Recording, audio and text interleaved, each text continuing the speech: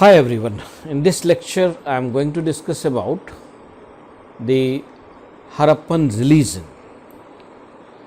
Like any ancient civilization, religion could have been the base for the spread of such a vast civilization. But then, in the absence of the deciphered script, it is very difficult to corroborate religion. Even then, there are many things which indicate about their religious faith. The different kind of burial practices from different places are indicative of various kind of faiths which coexisted in Harappan cities, because we have enough example of cremation, burial, casket burial, and different sorts of pit burial, extended burial kind of thing. Secondly, in the burial practices itself, you will find that they had faith in some kind of rebirth. That is why along with the burial they put many precious items, which is even the practice in the modern Hindu society even today. Secondly, if you look at their seals, pottery, and so many things, you will find that there are some animals which were more venerable or more worshipped, like unicorn, and then bull. Like that, there were many animals they used to worship. We also have enough example of people worship. We also have the evidences of amulets indicative of some kind of jadoo tona totka kind of practices, because amulets are also there. People, and they believed in all kind of animism worship, like tree, river, or whatever. We have enough example. If you see the seals and pottery, you will find that. From Mohenjo-daro and Harappa, we have large number of terracotta mother goddesses. But then, whether it was a mother dominated society or not, or mother goddesses were the, as Marshall portrays, that Shakti worship, Shakt worship, or Shakti cult originated from Harappan. It could be the item of debate, but then it cannot be denied that yes, there were many female goddesses which existed in the civilization. But then what were their position? It could be a contested issue. Why? Because from Mohenjo-daro there is one stone lamp, and which is the design of the base portrays the mother goddess. That kind of portrayal we don't find with any male god or something like that. The most prized item to portray the religion of Harappan period comes from that Mohenjo-daro one Pasupati seal, where you will find that male god wearing headgear, having 3 horns, and then in his hand you will find bangles are there, and then surrounded by 4 animals. So many times UPSC question. One side you will find elephant and tiger, another side water buffalo kind of thing, buffalo and rhinoceros, and on the base you will find 2 deers are there, right? So Marshall calls him as Pasupati, and there are very strong evidence of Pasupati worship, because we have found lingas from many places. Also we have found yoni, and this is even today's world. In Hindu religion you will find that phallus worship is continued, yoni worship is continued, right? So perhaps people worship of Lord Shiva, phallus worship, It originates from Harappa. There are enough evidences. And their burial practices indicate us towards their faith in rebirth and all. One of the seal of Mohenjo-daro represents the Mesopotamian legend of Gilgamesh. In Gilgamesh's story, one you will find one portrayal of half buffalo, half human body, who has to fight against the Gilgamesh. Perhaps this, because this is not Indian origin, and this is the only place from Mohenjo-daro it has been found. Most of the scholars believe that it shows their contact with the Mesopotamia, because it becomes from Western legend. The story of Gilgamesh is not the part of Indian legend. So definitely it comes from the Western civilization, right? So many of the buildings, like if you see the Great Bath of Mohenjo-daro or Kali Bangan's that fire pit, fire altars, they are indicative of holy bath and holy practices. Even see, even today's world, what we do the sacrifices, fire altars. Still we believe in that, and many people believe that besides the this Mohenjo-daro Great Bath, there would have been some holy temples we could not find, but there would have been, because sometimes in excavation also many structures we do not find because they get damaged, right? So that could have been probable case. So many places we find fire altars, right, fire worship and all. So it shows that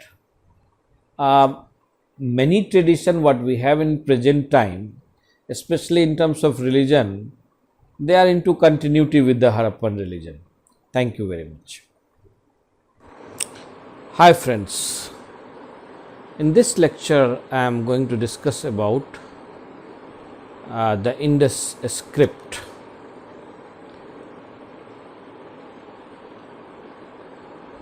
Actually, it is a general perception by most of the scholars. These Indus scripts, once deciphered, could be the Pandora box of information. It can help us to corroborate the polity, the economy, the society, and many unrevealed facts of the civilization in a much organized way. But then there are two groups of scholars. One who believe that it was the part of the language, and the another, those who believe they believe that no, it was not the part of language. It could have been the symbol representing their clan or group or society or something like that. Why these two kinds of perceptions? Actually, there are some gap areas in these scripts. First of all, most of the scripts are very small, having very, because they are portrayed on the seals, which is very small, square, rectangular shape kind of object. Seals, pottery, metal objects. And recently, one unique feature came from Dholavira. Actually, it has yielded one 10-foot long board. Probably it was the wooden board which vanished, and on that board some gypsum made letters were inscribed. Board was almost 9.8 feet, long, and the height of each letters, there were 10 letters. Height of each letters were 15 inches. That was huge letter. 15 inch means more than 1 feet. Huge size of letters, and 10 letters in a row. And that is why it is called as, the signboard inscription. It looks very much similar to signboard inscription. And after the finding of this signboard inscription, the perception had changed about the scripts of Harappan. Now it is believed that yes, they had the language and they had the proper script. There are some scholars, recently Professor Rao, B.B. Lal and others, they came to the conclusion, yes, it was a well organized language and they had their own script. But then if it was their script, what was its origin? Why it is not matching with any upcoming script like Brahmi and others? Like Brahmi is the mother script in India, as you know that every script came out of Brahmi and Kharoshthi. But then that is why some scholars like Rao and others, they believe that it evolved from the Brahmi. There are some other scholars like Mahadevan and Asko Parpola from Finland and Mahadevan from South India. They believe that no, this is very much in resemblance with the Dravidian script, right? The megalithic graffiti could be also one of the contestant. But so far, many efforts, now it's a challenge after 2004 when one organization has posed a challenge of $10,000 if anybody could decipher this script. So far, when I am talking to you, it has not been deciphered as yet, and there are many reasons behind. Like one reason is that it's very small. Secondly, in any script, in the long run, there is a variation.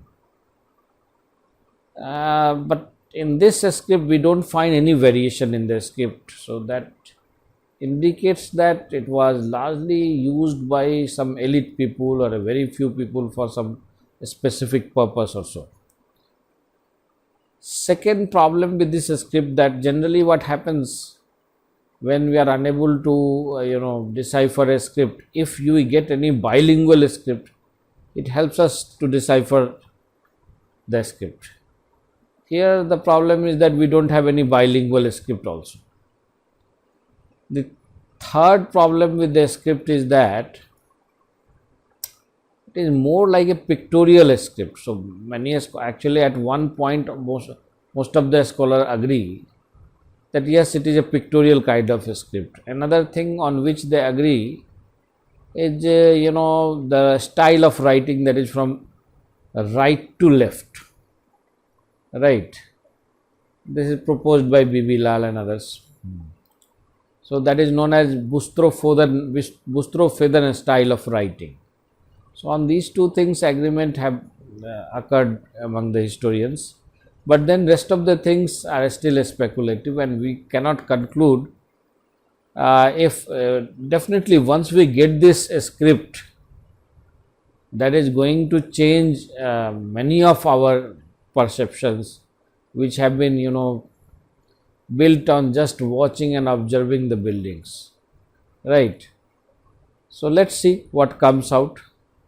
So this is what we could conclude about the scripts. Hi everyone. Today in this lecture I am going to discuss about the decline of Harappan civilization. As you know that it was spread in such a vast territorial region that it is very difficult to believe that there could be one possible reason for the decline of the entire civilization. Also, it gives no scope to believe that all of a sudden the entire civilization could have disappeared, because some of the cities were located on the banks of big river, and some of the cities could have located on the rain fed rivers. Maybe some of the cities could have been placed in the cities which used to confront a regular kind of wildfire. So these are the issues. That is why it has given the scope of conflicted debates. What could have been the possible reason, and why such a huge civilization could have been disappeared? It is very interesting to know that the civilization which flourished after the Harappan civilization, all of a sudden it becomes completely rural. So we do not find something between complete urban and complete rural kind of setup, which is really a kind of bizarre thing. But then this is the reality. One group of scholars believe that, like Wheelers and others, that because after Harappans, the Indus Valley civilization, the Vedic culture came. So probably these Vedic people were the superior people, and as we do not find any weapons from any Harappan city, so that compels us to believe that Harappans probably were the peace-loving kind of people. So in Rigved also there is a word called Haryupiya, and generally what happens if somebody dies in Indian culture, anywhere in India or any other civilization, people generally dispose the dead body. But in Mohenjo-daro, there is one area known as Dead Lane area. There are several dead bodies, almost 27 skeleton remains are there, and they could not be disposed. So that that kind of thing gives the scope to believe that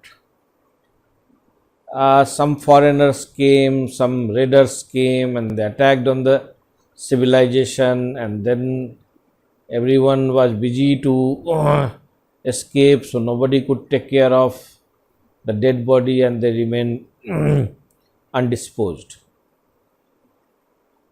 But even if you believe this theory, this cannot be applied to the entire civilization, one or two estate. So it is very difficult to believe a generic kind of theory that Aryans came and they replaced the Harappans. Why? Because completely contrast is there between the two, And recent DNA studies have revealed that there was no Aryan invasion. From Rakhi Gadi, now it is very clear that there was no Aryan invasion, and these people were the local people. Anyway, so now the question comes in place, what could have been the possible reason? Why? Because if they know the fire baked bricks, why can't they sustain to the floods? But then even today in 21st century, we do not have the proper mechanism to confront with the huge floods. Like in India, you see the cities like Assam, Bihar, many other states, they are flood prone states, and you will find still they won't have the proper mechanism. So flood could have one of the reason for those cities who were located on the big rivers. But that could also not be the only reason behind decline of the entire civilization. Recently, IIT Gandhinagar has given one conclusion. Recently, one theory has been floated of Meghalayan droughts, and it is believed that it came around some 2000 BC, which is very much in coincidence with the Harappan decline, which started happening from 1900 BC. Secondly, from Mesopotamia also, what we find that after 1900 they do not BC, they stopped using the word Meluha. So that is also in support of this theory. Moreover, the present civilization also facing the challenge of climate change. So generally it is a usual practice that modern civilizations, wherever, anywhere in the world, whatever modern they were not efficient enough to confront with the climate change. Even today it is difficult if the global warming keeps continued. So this theory has some a strong potential, especially in Dhaulavira. It has been attested also that yes, because of the droughts, massive drought, it was difficult to sustain the people. Suppose if there is no crops, if there is no then how you are going to survive? It is very difficult. So it is very clear that whatever decline happened in the Harappan civilization, it could not have happened for one region or two regions, but most probably droughts and floods or water related kind of disturbances emerge as the most vital reason behind the decline of the Harappan city. Besides that, there are different scholars. They float different theories. Like Wheeler says that it was because of the attack by the Aryans, whereas Rao believes that Lothal submerged because of the flood. So Reichs believe that because of the massive fire, many of the cities burned and they got. Mr. Kennedy believes that it was because of the outbreak of the epidemic. The city got swallowed, the civilization got vanished. But whatever may be the reason, decline word is okay, but we cannot conclude that it was completely collapsed, because we do have very strong evidences of the traces of continuity.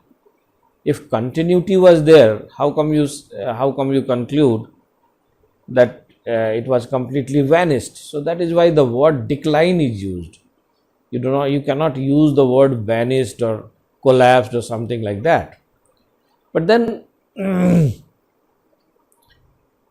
it deserves the focus, it deserves the attention by the scholars to know the specific reason why this civilization declined in the subcontinent. And if we know the specific reason, that is going to help us out to save our present generation, the present people on the planet called Earth, because still there are many things which remains mysterious about the civilization. So we need to know what specific regions fell upon such a wonderful civilization behind its decline. Thank you very much.